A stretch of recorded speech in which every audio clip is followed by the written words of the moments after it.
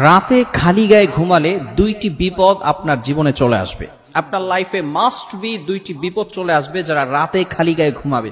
অনেকেই আমাদের সোসাইটির ভিতরে, বিশেষ করে ইয়াং পিপল যারা আছে, তারা শুধু খালি গায়ে নয়, অনেকেই আছে ছোট ছোট প্যান্ট পরে ঘুমিয়ে থাকে। খবরদার, এজ এ মুসলিম হিসেবে আমাদেরকে এগুলো থেকে দূরে সরে আসতে হবে। দুইটি বিপদ কিন্তু আপনার লাইফে চলে আসবে, তখন কিন্তু আপনি কঠিন মুসিবতের ভিতরে পড়ে যাবেন।